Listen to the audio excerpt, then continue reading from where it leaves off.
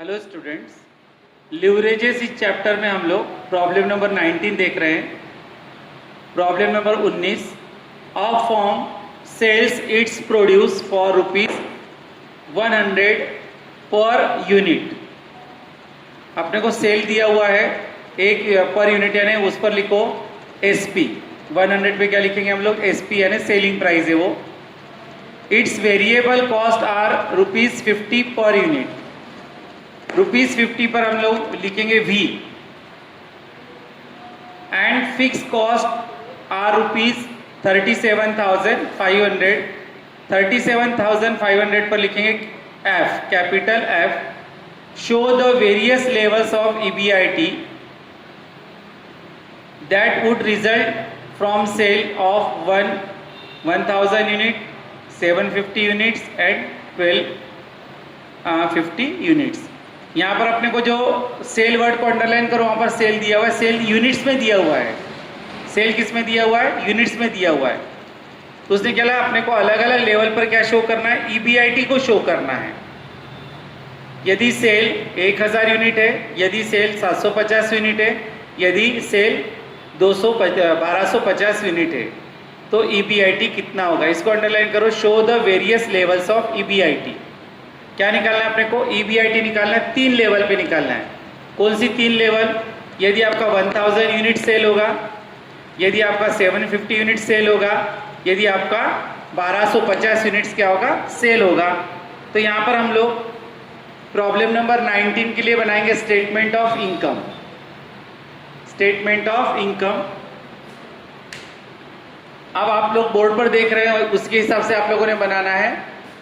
यहाँ पर हम देखते हैं serial number, particulars 1000 unit, 750 units और 1250 यूनिट। ये क्या है? हमारा सेल है बेटा। ये क्या है? सेल। ये भी क्या है? सेल। यूनिट में दिया हुआ है। और ये भी क्या है? सेल। किस में दिया हुआ आपको? यूनिट्स में दिया हुआ सेल है। लिख लो, यूनिट्स में दिया अपने को sale. Sale 1000 unit, sale 750 unit, sale 1250 units. यानी अपने को सेल यूनिट्स में दिया हुआ है और पर यूनिट का सेलिंग प्राइस भी अपने को दिया हुआ है। और यहां पर हम देख रहे हैं 1000 में यदि आप लोग 25% माइनस करते हो, कितना? -25%। लिख लो ये भी। 1000 में माइनस करते 25% तो आता 750। 1000 में हम लोग प्लस करते हैं 25%, तो कितना आएगा? 1250। कितना आएगा? 1250। या और क्लियर लिखना होगा तो यहां पर अपने को लिखना पड़ेगा 1000 यूनिट। 1000 यूनिट माइनस 25%, और यहां पर लिखना पड़ेगा अपने को 1000 यूनिट प्लस 25%। ये भी इंफॉर्मेशन लिख लो। किसके ऊपर? कॉलम के ऊपर। 1000 सेल है अपना बेसिक, उसमें 1000 यूनिट में माइनस 25% किया तो आता 750 यूनिट्स। 1000 यूनिट में प्लस किया 25% तो कितना आता है? 1250 यूनिट्स। ये सेल है हमारा। अब चलते हम लोग आगे। सबसे पहले सेल का अपने को सेलिंग प्राइस दिया हुआ है, कितना है? ₹100 पर यूनिट। सेल दिया अपने को ₹100 पर यूनिट। लिख लो यहां पर यूनिट, ₹100 पर यूनिट। अब अपने को क्या करना है? ये सेलिंग प्राइस है। ये क्या अपना सेलिंग प्राइस, और ये क्या है? यूनिट्स में सेल दिया हुआ है। सोल्ड यूनिट है। क्या वो? Sold unit. अब उसको मल्टीप्लाई करेंगे हम लोग इसको 100 से, तो ये हो जाएगा 1 लाख। 1000 इंटू 100 हो जाएगा 1 लाख। फिर 750 इंटू 100 होगा 75,000। उसके बाद 1250 को हम लोग 100 से मल्टीप्लाई करते हो तो क्या हो जाएगा? 1,25,000। कितना हो जाएगा? 1,25,000। तो सेल कैसे निकाला आपको पता चल गया। सोल्ड यूनिट इंटू क्या कहने में? Per unit. Sold unit into per unit, sold unit into per unit. आगे चलते हम लोग वेरिएबल कॉस्ट, वेरिएबल कॉस्ट भी अपने को पर यूनिट में दी हुई है, कितनी है, ₹50 per unit, ₹50 per unit, ₹50 per unit. अब यहां पर हम देखते हैं 1000 यूनिट से उसको 50 से यदि मल्टीप्लाई करेंगे हम लोग, ये जो यूनिट्स है उसको ही मल्टीप्लाई करेंगे हम लोग 50 से, तो कितना आ जाएगा हमारा 50,000, 50,000। 750 को हम लोग 50 से मल्टीप्लाई करेंगे तो आता है तुम्हारा 37,500, 37,500। 1250 को हम लोग 50 से मल्टीप्लाई करेंगे तो कितना आता है 62,500, 62,500। यदि आप भूल जाओगे, ऐसा लगता है कंफ्यूजन हो जाएगा, तो यहाँ पर आपके इंफॉर्मेशन के लिए लिख के रखो क्या किया हमने। अपने को आज सब याद रहता, बाद में सब भूल जाते। 1000 इंटू ₹50, यहाँ पर लिखेंगे हम लोग 750 इंटू ₹50, और यहाँ पर लिखेंगे हम लोग 1250 इंटू ₹50। तो इस प्रकार से हम लोग क्या करेंगे, मल्टीप्लाई करेंगे।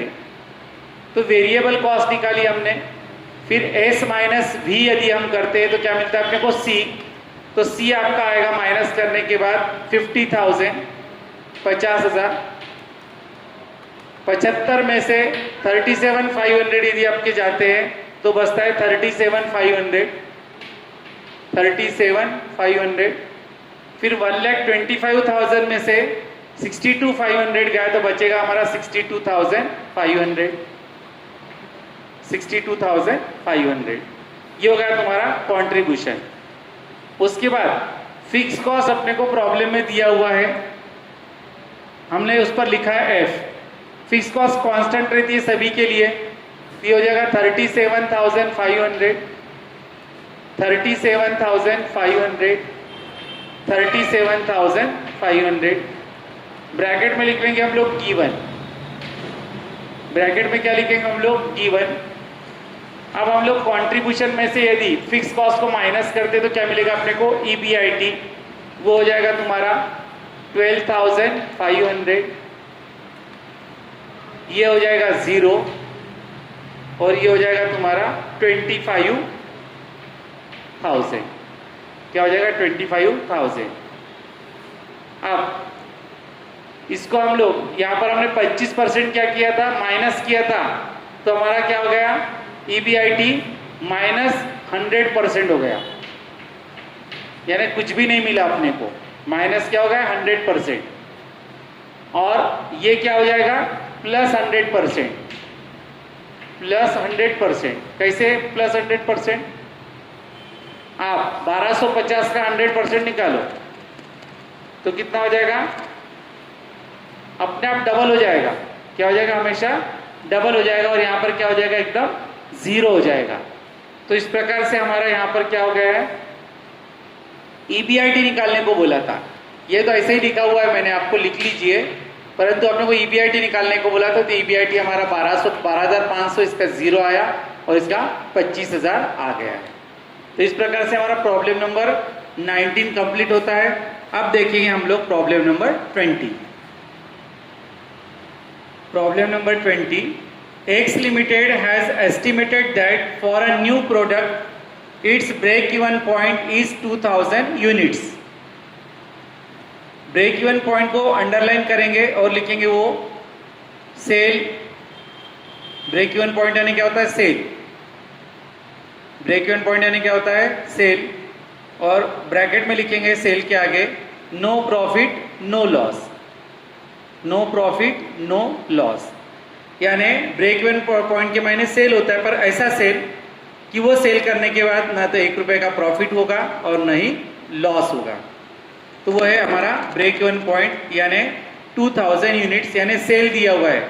यानी यदि हम लोग 2000 यूनिट्स को बेचते हैं, कितने यूनिट बेचते हैं हम लोग, 2000 यूनिट्स को बेचते हैं, तो उस पर अपने को 1 रुपया प्रॉफिट भी नहीं होगा और 1 रुपए का लॉस भी नहीं होगा। आगे बोलता है if the item is sold for ₹14 per unit. 14 पर लिखेंगे हम लोग SP, The cost accounting department has currently identified variable cost of ₹9 per unit. 9 को हम लोग करेंगे V. Calculate operating leverage at sales volume of 2500 unit, 3000 unit. अब क्या बोलता है वो, ऑपरेटिंग लीवरेज को निकालना है यदि सेल वॉल्यूम यानी सेल दिया हुआ है अपने को 2500 यूनिट और 3000 यूनिट, यानी 3 कंडीशन पे निकालना पड़ेगा अपने को. एक तो ब्रेक इवन पॉइंट भी सेल ही होता है, ध्यान रखना. ब्रेक इवन पॉइंट यानी क्या होता है, सेल. पर ऐसा सेल जिसमें न तो प्रॉफिट होता है और न लॉस. तो 3 कॉलम अपने को बनाने पड़ेंगे, 2000 यूनिट के लिए, 2500 यूनिट के लिए और 3000 यूनिट के लिए. और क्या निकालना है अपने को, ऑपरेटिंग लीवरेज निकालना है. What do you infer from the operating leverage at the sales volume of 2500 units, 3500 units and their differences if any. तो सब कुछ अपने को जो जो पूछा है वो सब अपने आप ही अपना स्टेटमेंट ऑफ इनकम आप बनाओगे तो वो सब कुछ कैलकुलेट हो जाएगा. अब यहाँ पर हम लोग देखते हैं सबसे पहले स्टेटमेंट ऑफ इनकम बनाया हमने 19 की तरह बनाना है अपने को. सीरियल नंबर, पर्टिकुलर्स, फिर हमारा 2000 यूनिट है वो बीईपी है. बीईपी यानी क्या है, सेल है. आपको मैंने लिख कर दिया है, नोट्स में लिख लिया करो जो जो बताता हूं मैं. यानी बीईपी का ही दूसरा मीनिंग क्या है, सेल है. कौन सा सेल है ये, नो प्रॉफिट नो लॉस वाला सेल है ये. उसके बाद सेल है 2500, ये भी सेल है, ये भी सेल है और ये भी सेल है. ये ब्रेक इवन पॉइंट वाला है यानी नो प्रॉफिट नो लॉस वाला 2000 यूनिट, 2500 यूनिट्स एंड 3000 यूनिट्स. अब हम लोग यहाँ पर सेल्स, उसका सेलिंग प्राइस दिया अपने को ₹14 पर यूनिट दिया हुआ है अपने को. ₹14 पर यूनिट, ₹14 पर यूनिट. अब 14 को हम लोग मल्टीप्लाई करेंगे 2000 से तो हो जाएगा 28,000. फिर 2500 इंटू 14 करेंगे हम लोग तो आता है 35,000. फिर हम लोग 3000 से मल्टीप्लाई करेंगे 14 को तो आ जाएगा हमारा 42,000.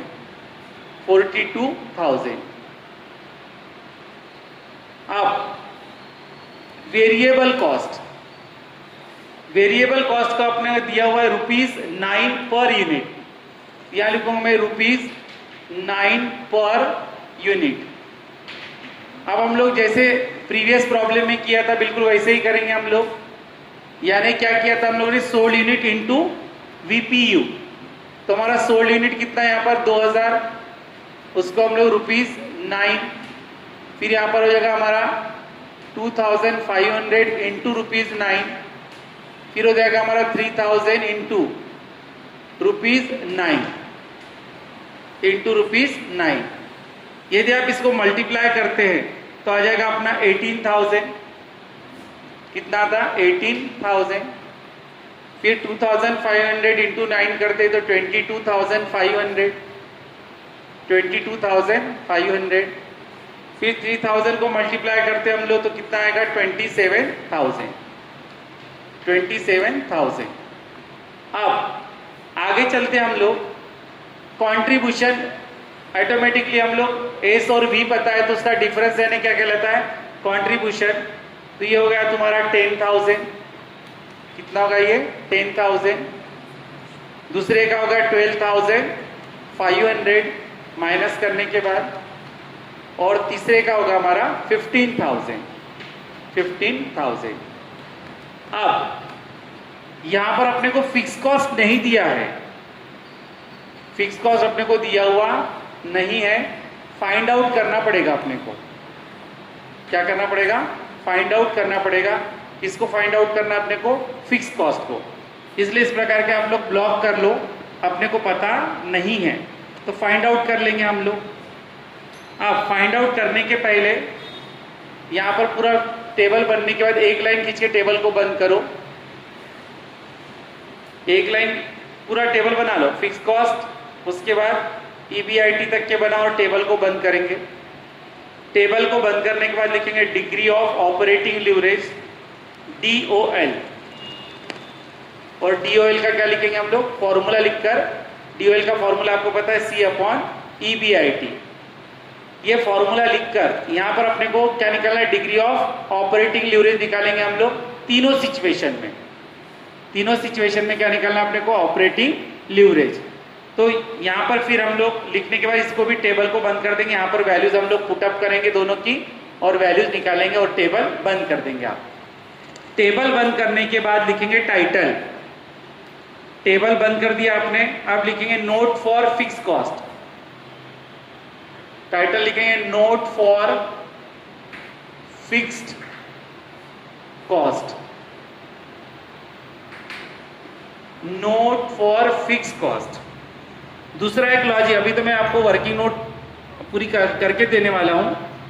दूसरा एक लॉजिक है, अभी मैंने आपको क्या बताया, ब्रेक इवन पॉइंट के मायने क्या होते हैं, नो सेल, ऐसा सेल कि नो प्रॉफिट नो लॉस, यानी हमारा ये कंट्रीब्यूशन है ग्रॉस प्रॉफिट और ये हमारा दूसरा profit earning.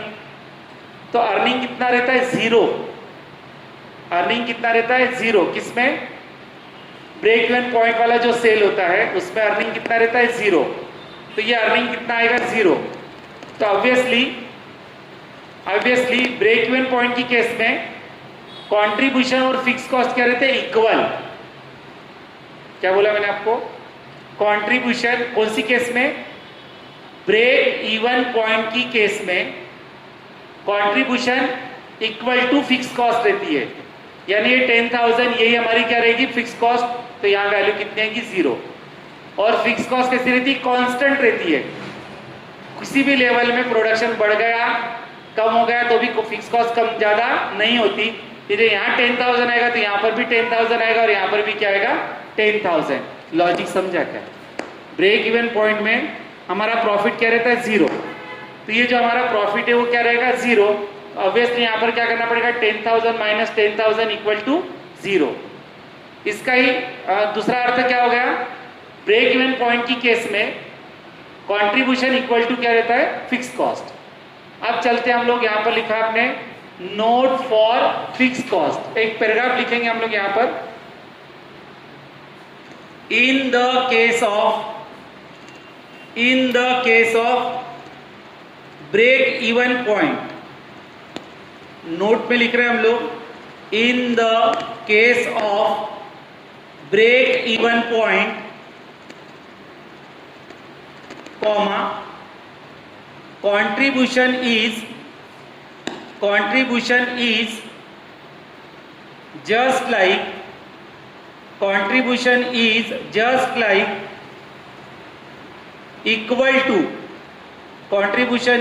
just like equal to fixed cost, just like equal to fixed cost,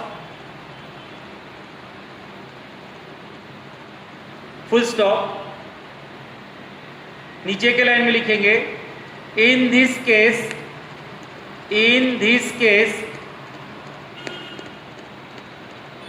contribution as under, in this case contribution as under. जब भी हम लोगों ने क्या लिखा है ऊपर, in the case of break even point comma contribution is like equal to fix, just like equal to fix cost. ऐसा लिखने के बाद वहीं पर आप लिख दो ब्रैकेट में C इक्वल टू F लिख लो। वहां पर क्या लिखा है आपने, just like equal to fix cost, contribution is just like equal to fix cost. जैसे वो फिक्स कॉस्ट है वहां पर लिखो ब्रैकेट में C इक्वल टू F, यानी ब्रेक इवन पॉइंट की केस में क्या रहता है, C इक्वल टू F। और फिर लिखा हमने in this case contribution as under. अब मैं आगे लिख रहा हूं C इक्वल टू, ये फॉर्मूला लिख रहा हूं, C फिर for contribution, S for selling price और V फॉर वेरिएबल कॉस्ट। अब मुझे निकालना है C। S मुझे पता है 14 दिया हुआ है, देखो S कितना है 14 और V कितना दिया हुआ है 9। आपको और क्लियर करना है यहाँ पर, तो यहाँ पर मैं लिखता हूं C equal to SPU, SP sale per unit minus V per unit, S per unit और V पर यूनिट। तो S पर यूनिट दिया हुआ है अपने को कितना, ये भी अपना पर यूनिट ही रहेगा, V क्या रहेगा पर, C क्या रहेगा पर यूनिट, 14 माइनस 9 ये दिया हुआ है अपने को प्रॉब्लम में, 14 और 9 पर यूनिट अपने को दिया हुआ है। तो यहां पर आएगा therefore CPU contribution per unit में आ गया तुम्हारा ₹5, कितना आ गया ₹5। तो कंट्रीब्यूशन निकाल सकते हैं हम लोग, कंट्रीब्यूशन ये सब मैनेजमेंट अकाउंट में आप ब्रेक इवन पॉइंट चैप्टर पढ़ोगे तो सब आपको ये मैनेजमेंट अकाउंट आपको 6M में है, तो ब्रेक इवन पॉइंट में फॉर्मूले हैं सब। तो फॉर्मूला क्या दिया मैंने कंट्रीब्यूशन का, S minus V, selling price में से हम लोगों ने यहाँ पर वही तो करते हैं आप लोग, S माइनस V करते हो तो क्या मिलता है C, तो वही लिखा है मैंने, C इक्वल टू PU यानी पर यूनिट पर यूनिट पर यूनिट, S पर यूनिट में से V पर यूनिट निकाला तो क्या मुझे C पर यूनिट मिला ₹5। अब निकालेंगे हम लोग टोटल कंट्रीब्यूशन, अब यहां पर लिखेंगे हम लोग टोटल कंट्रीब्यूशन, यहां लिखूंगा मैं टोटल कंट्रीब्यूशन। अब टोटल कंट्रीब्यूशन निकालना आसान है, बेस हमारा कितना है 2000 यूनिट है हमारा। अब यहां पर लिखेंगे हम लोग C equal to BEP, C equal to BEP into CPU into CPU। तो यहां पर ब्रेक इवन पॉइंट कितना है हमारा 2000 यूनिट, ब्रेक इवन है हमारा 2000 और CPU कितना है हमारा 5, तो कितना हो जाएगा 10,000, कितना हो जाएगा 10,000, ये हो गया 10,000। Therefore C equal to 10,000, C equal to 10,000 देखो दिख रहा है आपको, C इक्वल टू क्या है 10,000, मैंने भी निकाल कर बताया आपको, C इक्वल टू कितना हो गया 10,000। तरीका अलग है निकालने का। आगे चलते हैं हम लोग, यहाँ पर अब रेगुलर फिर पेन से लिखेंगे हम लोग, यहाँ पर 10,000 के नीचे सबसे पहले मैंने C पर यूनिट निकाला S माइनस V करके, उसके टोटल कंट्रीब्यूशन के लिए फॉर्मूला क्या निकाला मैंने, C equal to BEP into CPU। तो यहाँ पर हो जाएगा हमारा 2000 इंटू 5 है 10,000, क्या हो गया मेरा टोटल कंट्रीब्यूशन। अब एक पैराग्राफ लिखेंगे रेगुलर पेन से, therefore F equal to capital F लिखो, therefore F equal to ₹10,000, F equal to therefore F equal to ₹10,000, therefore F equal to ₹10,000 because in the case of break even point,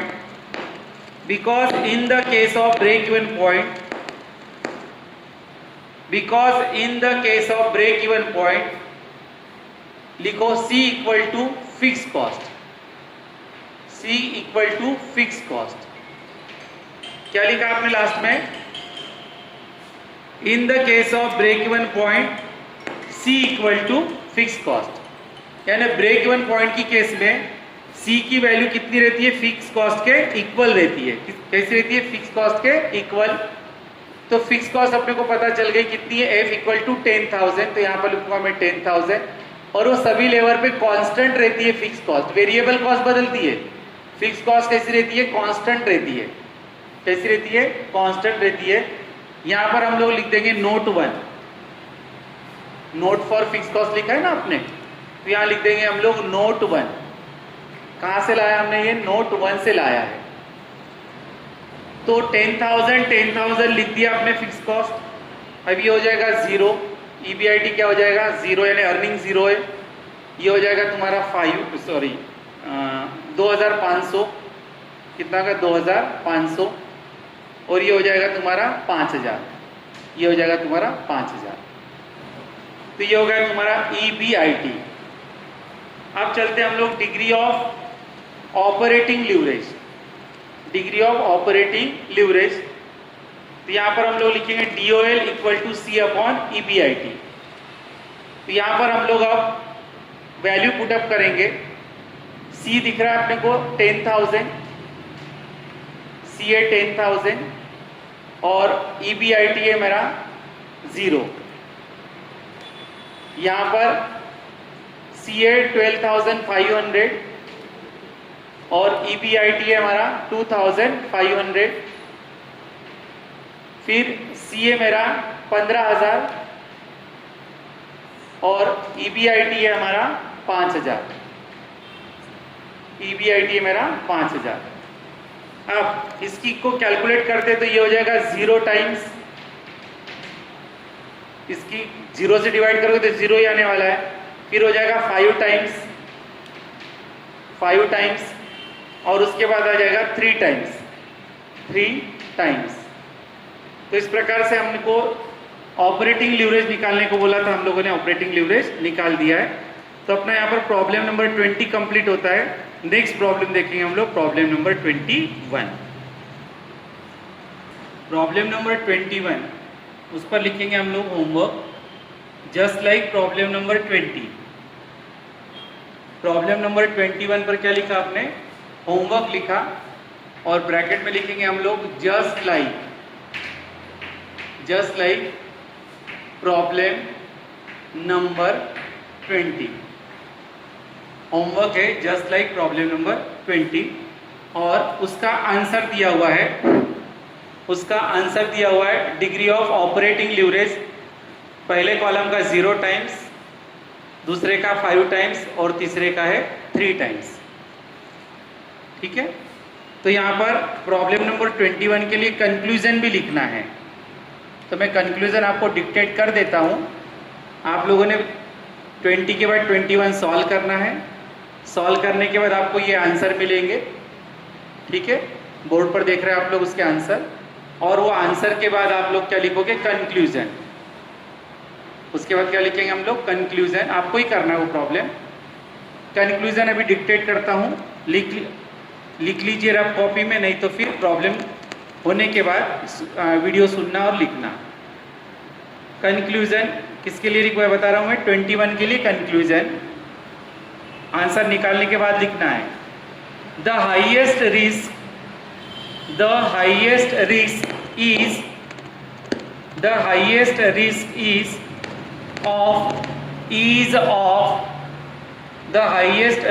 is of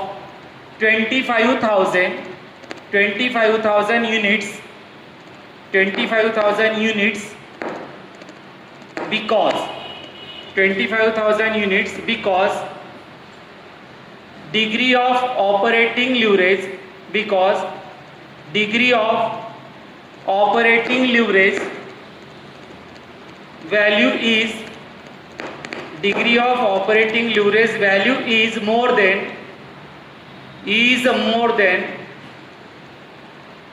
20,000 units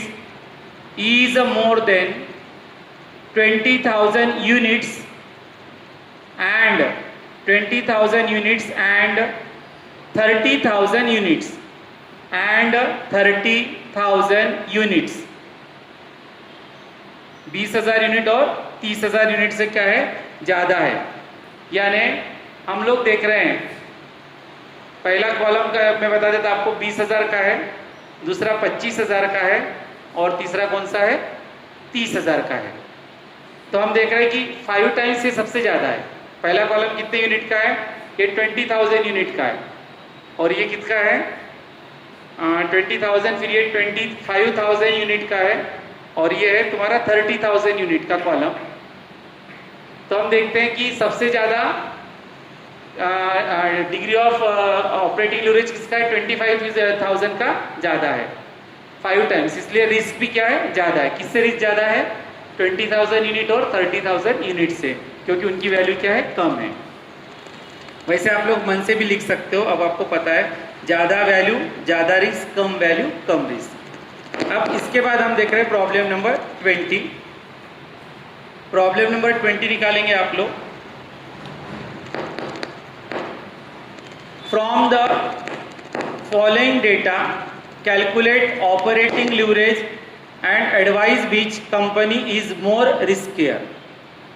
अपने को operating leverage निकालने के लिए बोला है और पूछा है कि कौन सी कंपनी ज़्यादा रिस्क में है। यहाँ पर अपने को एक्स कंपनी और वाई कंपनी के लिए सेल दिया हुआ है और वेरिएबल कॉस्ट दिया और फिक्स कॉस्ट दिया हुआ है। अब हम लोग इस इंफॉर्मेशन से स्टेटमेंट ऑफ इनकम बनाएंगे, EBIT निकालेंगे और ऑपरेटिंग लीवरेज निकालेंगे। आसान है, देखा जाए तो मेरे करने की आवश्यकता बिल्कुल नहीं है। Problem number 22 statement of income x company और वाई कंपनी। सबसे पहले अपने को सेल रेडीमेड दिया हुआ है 25 लाख और 30 लाख। सेल दिया है 25 लाख, 25 लाख और 30 लाख 30 लाख। उसके बाद आपको दिया है वेरिएबल कॉस्ट। वेरिएबल कॉस्ट के बारे में क्या बोला है उसने? वेरिएबल कॉस्ट का परसेंट दिया है सेल पर 25% ऑन सेल। या ब्रैकेट में लिखूंगा मैं 25% ऑन सेल, 25% ऑन सेल। अब सेल का 25% निकालूंगा 25 लाख का, 25% आता है 6,25,000, 6,25,000। 30 lakhs का 25% यदि मैं निकालता हूं तो आता है 7,50,000, 7,50,000। उसके बाद कंट्रीब्यूशन S माइनस V हम करते हैं तो कंट्रीब्यूशन आता है 18,75,000, 18,75,000। Y कंपनी का आएगा तुम्हारा कंट्रीब्यूशन 22,50,000, 22,50,000। ये हो गया हमारा कंट्रीब्यूशन S माइनस V। तो क्या मिल गया अपने को C। अब हम लोग फिक्स कॉस्ट के बारे में, फिक्स कॉस्ट अपने को दी है क्या देख लेते हैं। फिक्स कॉस्ट अपने को रेडीमेड दी हुई है 8 लाख और 2,50,000। तो यहाँ पर लिखूंगा मैं 8 लाख और यहाँ पर लिखूंगा मैं 2,50,000, 2,50,000, 8 लाख और 2,50,000। तो माइनस करता हूं मैं तो EBIT मिल जाएगा मुझे 10,75,000, 10,75,000। और लास्ट में है 20 लाख। कितना है? 20 लाख। बहुत ही सिंपल है, कुछ भी नहीं है, सब वैल्यू दी हुई है, बहुत क्लियर है। 4 मास के लिए आया ऐसा प्रॉब्लम है ये। अब अपने को EBIT पता है। अब निकालेंगे हम लोग degree of operating leverage, degree of operating leverage DOL equal to C upon EBIT। अब यहां पर मैं वैल्यू पुटअप करता हूं। C है हमारा, C कितना दिया हुआ है? 18,75,000, 18,75,000। और EBIT है 10,75,000, 10,75,000। सेकंड में C है 22,50,000, 22,50,000। और EBIT है हमारा 20 लाख, EBIT है हमारा 20 लाख। तो इस प्रकार हमारा डिग्री ऑफ ऑपरेटिंग लीवरेज हम लोग कैलकुलेट कर रहे हैं। ये आ रहा है यहाँ पर 1.74% है, सॉरी 1.74 टाइम्स, 1.74 टाइम्स। और दिया है 1.13 टाइम्स। टाइम्स बोलो या इस टू बोलो, 1 चलता है। ये हमारी वैल्यू आ गई है।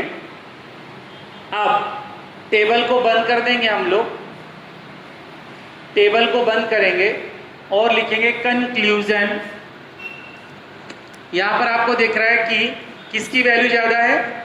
एक्स कंपनी की वैल्यू ज्यादा है।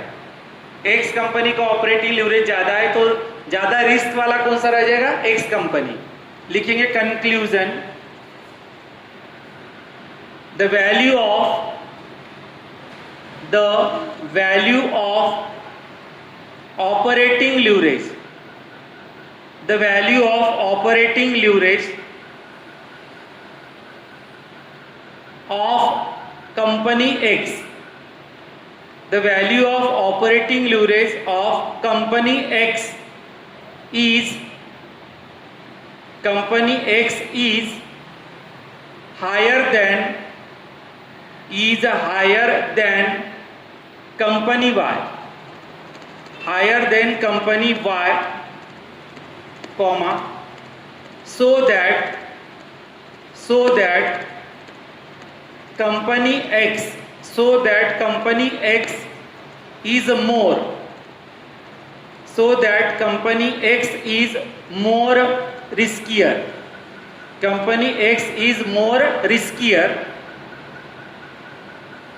तो यहां पर हमारा प्रॉब्लम नंबर 22 कंप्लीट होता है। जब भी मैंने आपको 21 नंबर होमवर्क दिया हुआ है उसमें करेक्शन है, प्रॉब्लम नंबर 21 में करेक्शन है, वो करेक्शन को चेक कर लीजिए आप लोग। पहली लाइन में देखो, ब्रेक इवन पॉइंट इज 2000 है मेरे नोट्स में, शायद आपके नोट्स में करेक्शन हो जाएंगे। यदि आपके इसमें ब्रेक इवन पॉइंट मुझे कितना होना है, 20,000 यूनिट होना है। कितने होना है, 20,000 यूनिट। आपके इसमें करेक्शन होगा तो करो, नहीं होगा तो रहने दो। ब्रेक इवन पॉइंट मेरे नोट्स में 2000 यूनिट्स है, तो मुझे कितना होना है वहां पर, 20,000 यूनिट्स होना है। आपके इसमें होगा बराबर तो रहने दीजिए, ठीक है। अब इसके बाद हम चलते हैं प्रॉब्लम नंबर 23 की तरफ। प्रॉब्लम नंबर 23 की तरफ हम चलते हैं। प्रॉब्लम नंबर 23 पर लिखेंगे हम लोग होमवर्क। आपने प्रॉब्लम नंबर 23 पर क्या लिखा है, होमवर्क लिखो। Problem number 23 homework, just like problem number 22, just like problem number 22। और प्रॉब्लम नंबर 23 का आंसर DOL, पहले का आता है 2.5 टाइम्स और दूसरे का भी आता है 2.5 टाइम्स, इक्वल आ रहा है। दोनों का भी क्या आ रहा है, इक्वल आ रहा है। देख लो आप लोग, किसका 23 होमवर्क है, जस्ट लाइक प्रॉब्लम नंबर 22, उसका आंसर है, उसका ये आंसर है। नहीं तो बोलेंगे ये क्या है, करेक्शन है क्या, आंसर है। पहले का 2.5 टाइम्स, दूसरे का भी क्या आ रहा है, 2.5 टाइम्स, दोनों का भी इक्वल आ रहा है। यहां पर कंक्लूजन में लिख कर दे रहा हूं, आपका प्रॉब्लम होने के बाद, ये आंसर आने के बाद आप लोग मेरा वीडियो सुनकर कंक्लूजन लिख सकते हो। कंक्लूजन किसके लिए, 23 के लिए लिखेंगे हम लोग। Company P and company S, sorry, company P and company Q, company P and company Q is same risky, company P and company Q is same risky because their value of operating leverage is the same, their value of operating leverage is the same। यानी दो P company का और ये Q company, दोनों company की risk कैसी है, same है, क्योंकि दोनों का ऑपरेटिंग लीवरेज क्या है, एक जैसा है। तो ये हमारा यहाँ पर प्रॉब्लम नंबर 23 आपका हो जाएगा, आप लोग करोगे। नेक्स्ट वीडियो में हम लोग लेकर आएंगे प्रॉब्लम नंबर 24। Thank you.